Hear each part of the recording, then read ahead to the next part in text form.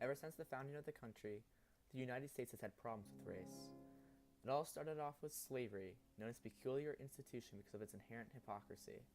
Slavery in the United States existed, even though the Declaration of Independence states all men are created equal. Once slavery was abolished by Lincoln and the bloody Civil War was over, there became the problem of rights for African Americans. They had few rights compared to the whites in America. African Americans faced constant acts of violence and discrimination. They faced groups such as the Ku Klux Klan, a white supremacist group, known for their cruelty against African Americans. The Civil Rights Movement was a huge factor in gaining equal rights for all. The movement technically started in 1954 and ended in 1968. However, I would argue that the Civil Rights Movement was sparked on April 9, 1939, when Marian Anderson sang on the steps of the Lincoln Memorial. Marian Anderson was born February 27, 1902, in Philadelphia to Annie Rucker and John Anderson. She grew up in a family that supported her throughout her life. Her father died when she was 12. Marian Anderson got her start in music, singing in her church from a young age. She joined the choir and quickly became recognized for her spectacular singing. Her singing career was fully supported by her church.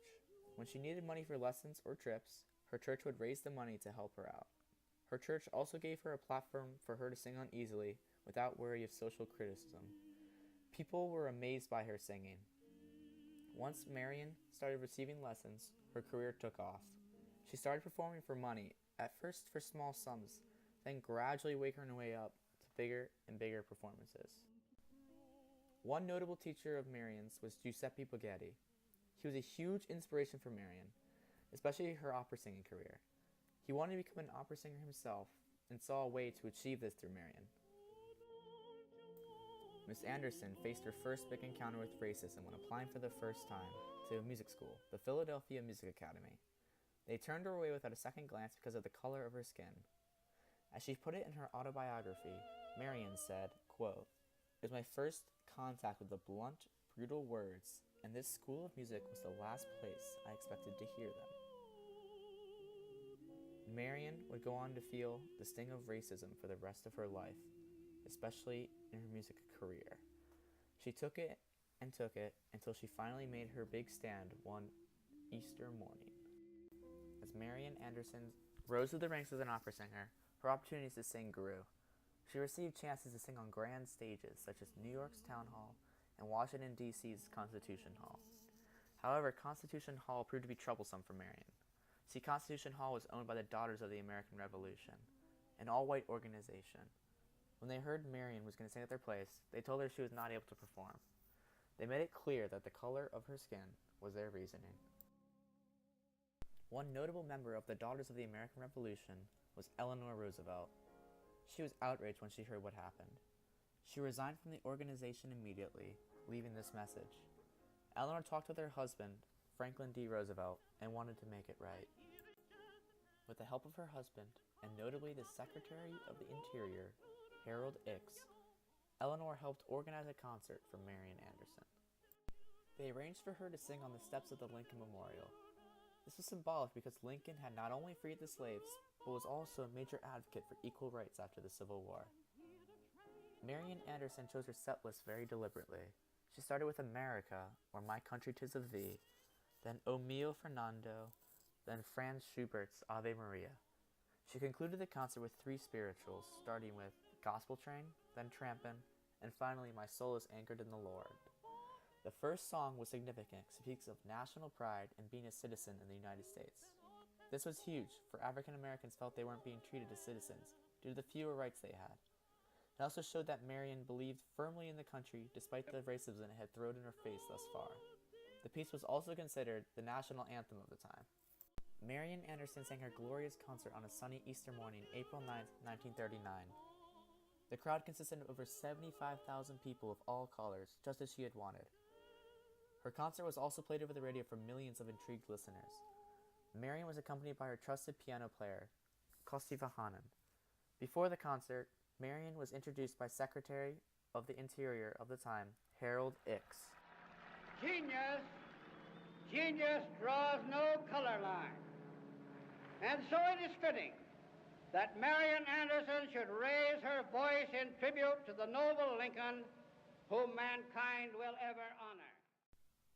Beginning her first song, Marian Anderson may have been scared, but she didn't show it. She started with a perfectly hit note and proceeded to nail the rest of the concert.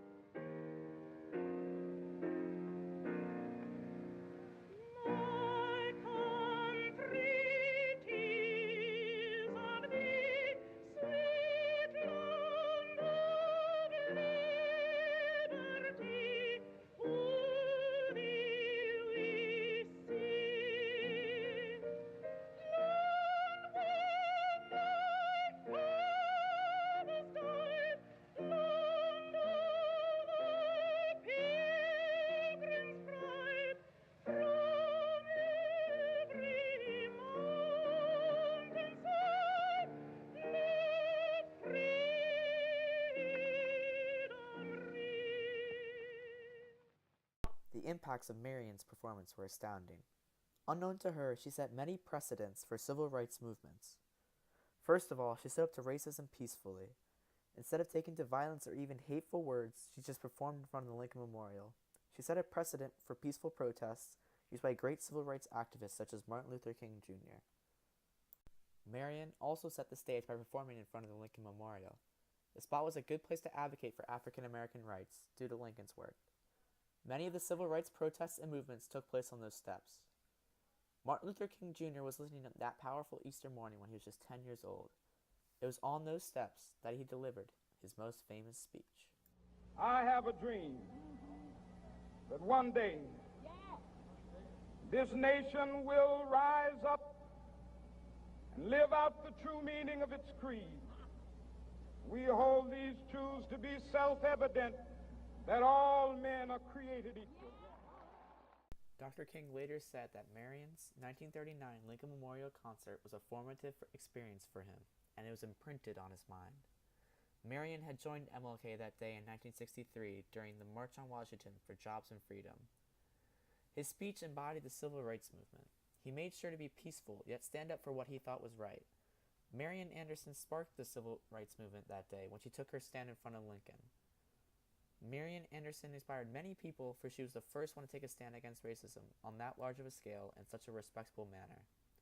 Her voice changed how people took to advocating for the rights forever.